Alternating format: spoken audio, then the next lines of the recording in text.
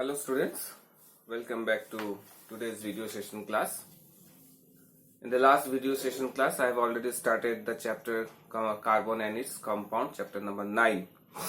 In that video, I just given you the introduction of this chapter up to the types organic chemistry and inorganic chemistry. So by continuing this chapter, today I will start from allotropy, that is 148 page number. So first of all, what is allotropy? Allotropy means elements in two or more forms in the same physical state but having different physical properties but same chemical properties. As you know, allotropy is the existence of an elements in two or more forms. Sometimes elements exist in two or more forms in the same physical state. Okay, but though they are having same physical state, but their physical properties may differ, but the chemical properties may same. And these forms of element which are having different physical properties but having same chemical properties are called allotropes. They are called allotropes form or allotropic form. So this is the allotropy. Suppose phosphorus is having its allotropes, that is white phosphorus, red phosphorus and black phosphorus. Okay, and sulfur has a crystalline, rhombic and monoclinic, amorphous of plastic, colloidal and milk of sulfur.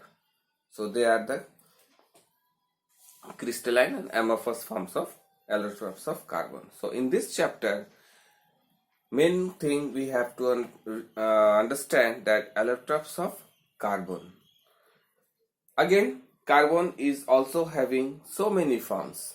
Okay, some are in crystalline form, some are in non-crystalline form. The non-crystalline forms are also called as amorphous forms. So here the carbon is the allotropes of carbon. You will see here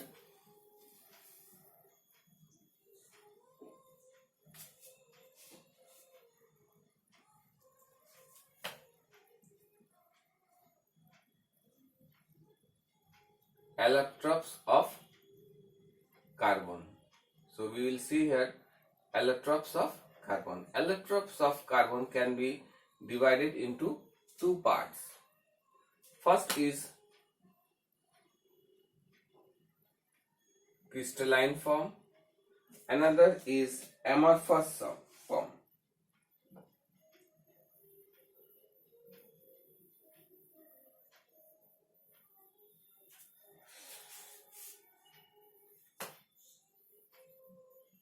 Amorphous forms.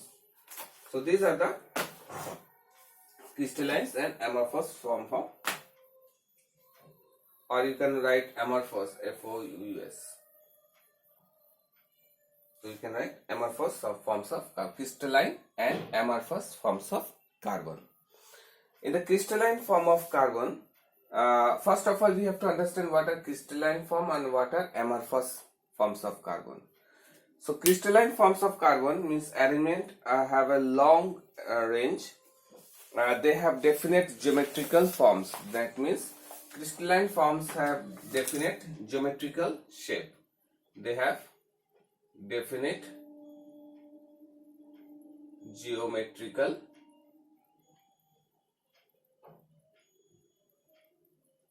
shape. They have definite geometrical shape.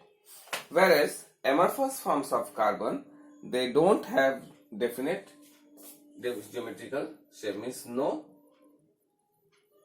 definite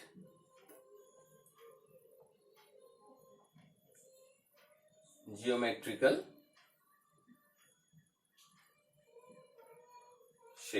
So they don't have. Here, crystalline forms of carbon, mainly they are having high melting and boiling point. They have high melting and boiling point.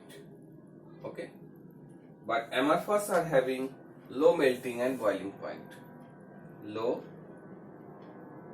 melting and boiling point. Okay. Example of crystalline forms of carbon, that is mainly we have example diamond, comma graphite,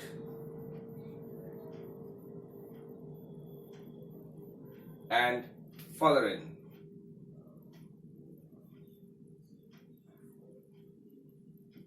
This fullerene. But in the amorphous form of carbon, there are so many. First of all, that is, we can say example here charcoal, then lamp black, shoot, etc. There are so many. Coke, you can write another common example is coke, you can say. So they are crystalline and amorphous form of carbon. Means crystalline form is they have definite geometrical shape, they have high melting and boiling point, whereas amorphous form of carbon they have very no definite geometrical shape and their melting and boiling point is very low. Example diamond, graphite and fullerene.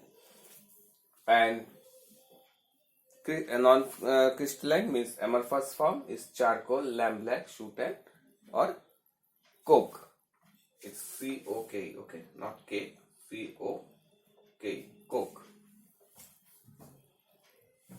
Okay, now we will see one by one the types of these allotropes of carbon. After that, one diamond, what is graphite, how they are having the shapes, their physical properties, their chemical properties, fullerenes, etc. Then we will also see the types of amorphous forms of carbon, okay, their properties, their uses, etc. Since they don't have definite geometrical shape, so we will not discuss about the shape of amorphous form of carbon. Okay, so let us see about the diamond first.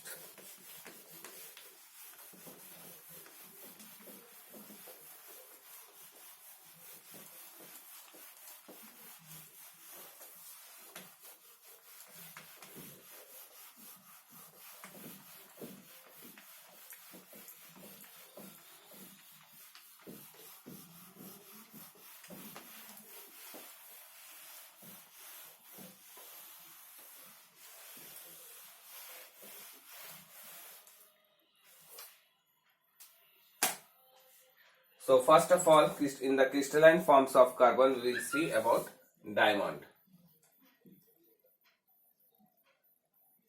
We will see about diamond. You know, it is the hardest known substance. It is a crystalline forms of carbon, so it is having a definite shape. Then what we call the shape of this diamond, it is tetrahedral. It is called, its shape is tetrahedral.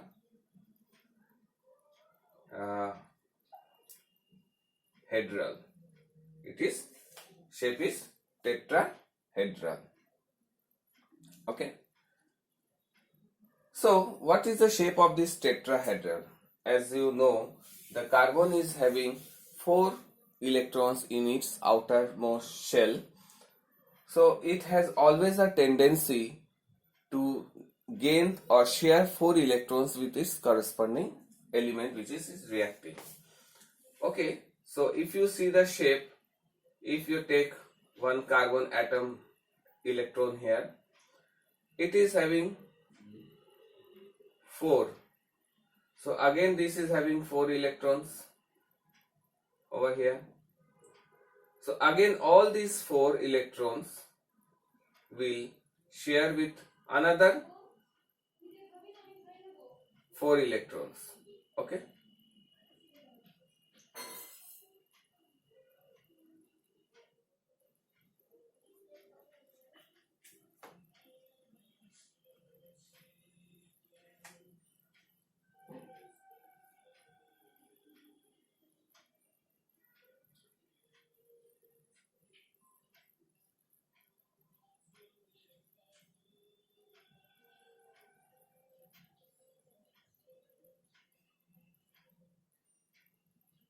Like this they are forming shapes. So by forming these shapes, carbon has always a tendency to share 4 electrons with its corresponding elements, and this form is called tetrahedral shape. This shape is called as tetrahedral shape. Due to this tetrahedral shape, the atoms are bound together very tightly, so the carbon is the very hardest known substances. Okay.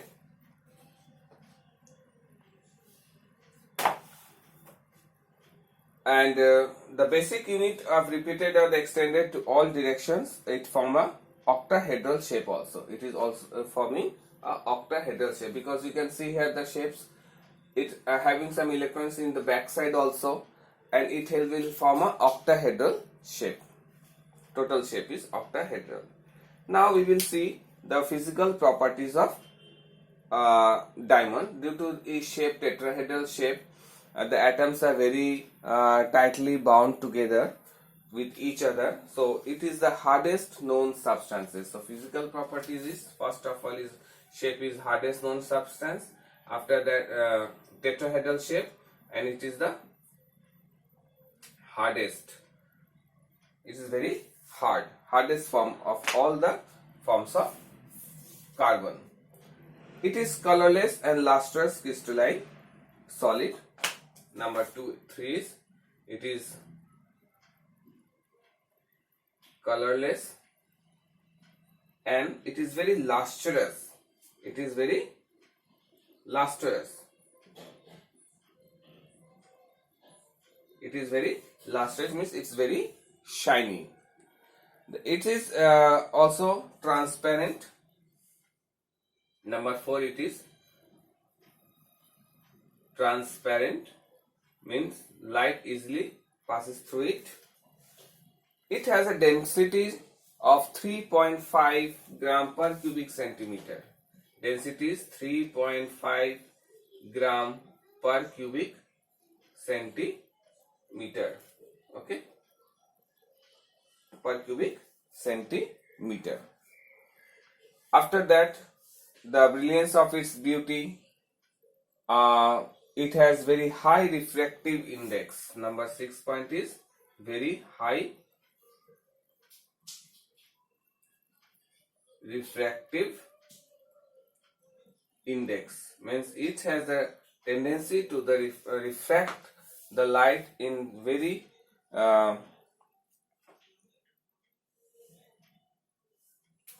much due to its cuts, and due to its polished surface, it has very high refractive index, and this makes diamonds very sparkling also.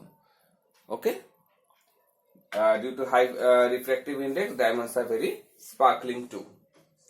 Next point is, diamond is a good conductor of heat but bad conductor of electricity. Sorry, number 7 is point. It is a good conductor of heat. It is good conductor of heat, but it is bad conductor of electricity. What? Bad conductor of electricity. Okay. So these are it can burn at about 850 degree to 1000 degree Celsius. So it is normal temperature and it is good conductor of heat, but it melts. It it burns.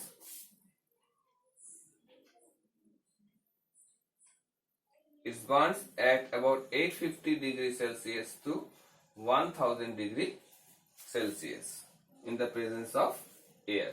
In the presence of air to form again carbon. So at that time the carbon this diamond is having no of its value. Okay. Now we will see the uses of diamond. So due to of its physical properties, high refractive index, high density, its transparency, its lustruousness, its hardacity, and it does not easily burns, its good conductive heat also. It has so many uses also. What is the use? Diamond is a precious jewelry. It is uses very due to of its high refractive index. It is very precious. So since it is very precious, that means it is very costly. It is used in making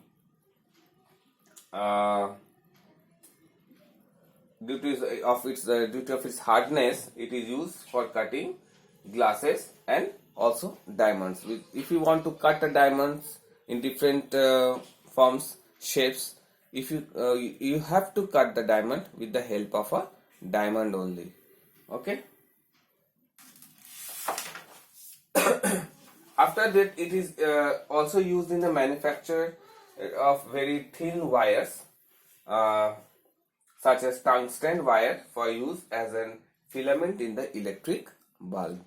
Diamond is also used in the manufacturing of very thin wire of tungsten, which is used in a bulb of filament. Okay. Now the next form of crystalline form of carbon, that is diamond. After diamond is graphite. We will see now graphite. What are graphite? So again, first of all we see the shape of the graphite is the crystalline form since. So we have to see what is its shape. It is hexagonal. It is called, first point is it is hexagonal. So what will be the shape of its hexagonal? So we will see the shape 1, 2, 3, 4, 5 and 6. Okay. With this, it connects with the other 6 elements, also electrons, like this 1, 2, 1, 2.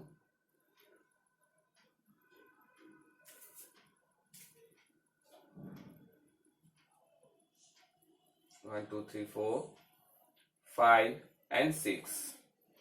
Okay, so it will be connected with this also, like this, and this will be connected like this.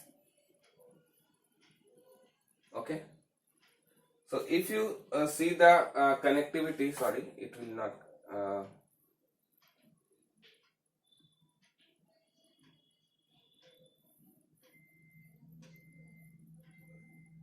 like this, it is connected.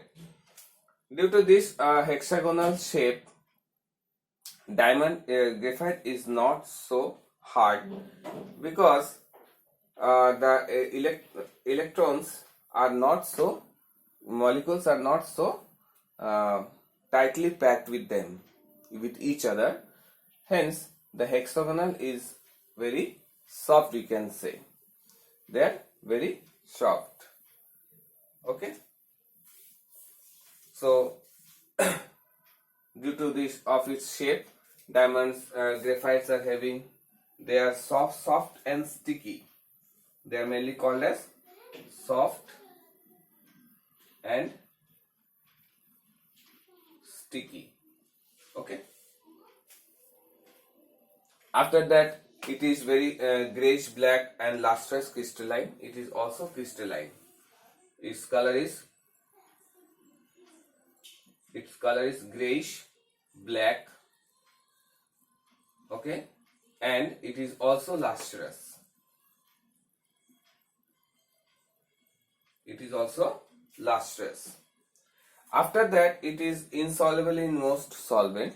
It is, fourth point is it is insoluble in most solvent. In most solvent. Okay. Its density is very less than that compared to the diamond. Its density is 2 point, it's given in the book, 2.09. Density is 2.09 to 2.3 gram per cubic centimeter is its density. It is both good conductor of heat and electricity. It is both good conductor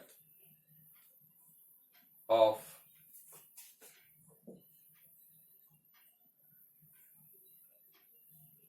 both heat and electricity. Okay, it is both good conductor of heat and electricity, but it burns at 800 degrees Celsius. It burns in only 800 degree Celsius, but diamond burns at 850 to 1000 degrees Celsius. If you want to heat it in more temperature, this graphite can be made into some artificial diamond also, that is called AD. It's called artificial diamond. So on the basis of these properties, we can easily differentiate between diamond and graphite also. Now we'll see the one by one uses of graphite. According to its properties, it is also having so many uses. First of all, since it is used in electrodes, since it is a good conductor of electricity, it is widely used in electrodes in dry cells. It is since it is soft and sticky, so it leaves mark on a paper. Hence, it is used in making lead of a pencil. It is used in a nuclear reactor also, which is act as a negative catalyst, because it will absorb the radiation and it is slow down the reaction and by controlling the speed of neutrons. It is since it is sticky also, it is used in most of the lubricating oils which we use in the machine part to reduce the friction. It is also used in making the pigment and polishes and paints. So these are the very you can say as compared to the diamonds, graphite is uses of graphite are more than the diamond. So on the basis of these properties, you can also differentiate between diamond and graphite.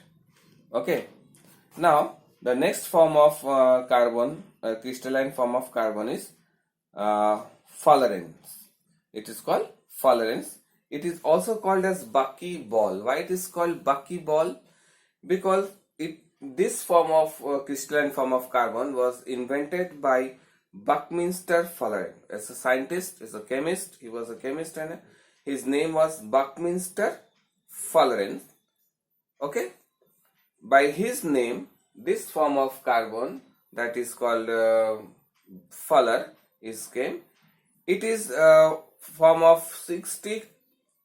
Fuller is 300 to 900 types. The number of carbon atoms present in it is up to 330 to 900 also. It forms a cage like a football shaped its shape. So it is also called bucky ball. It is also called, due to its shape like a ball, it's called bucky ball. Fullerene may be also crystalline, cylindrical and are called carbon nanotubes. It is also a cylindrical shape and that we call as carbon nanotubes. Okay. Now it doesn't have much chemical properties, so we will see the physical properties. We can, as you know, they have the different physical properties but same chemical properties. Fullerenes are found in a natural nature in small quantities. They can be found in soot, interstellar dust. Its color depends on the number of carbon atoms present in them. They are soluble in many solvents also. And it is uses on the basis of its properties. Fullerene is also having some uses. First of all, it is used as an insulator, means non-conductor of electricity and heat. They are used as a crystals. They are used as a semiconductor in computer and flat screen TVs. Now you are having the LED, LCD TVs, the flat screen TVs. In that we are using this Fuller. Some Fuller are used as a superconductor, since it is used in a semiconductor in computer, and it is also used as a superconductors. So we have seen the crystalline form of carbon. That are three crystalline forms: diamond, graphite and Fuller. So very important part of this chapter, and we have seen the shapes, their properties and their uses also, all the three forms of crystalline form of carbon. In the next video class, I will discuss with you some amorphous form of carbon, that is non-crystalline forms of carbon. So I will stop today's video class here only. I hope you all of you have enjoyed this video class. Your exams are going on, so we will not having any online classes now. So once your exam will complete, then we will also discuss about these things in your online classes. Okay, students, till then, goodbye, stay safe, stay healthy. Thank you very much.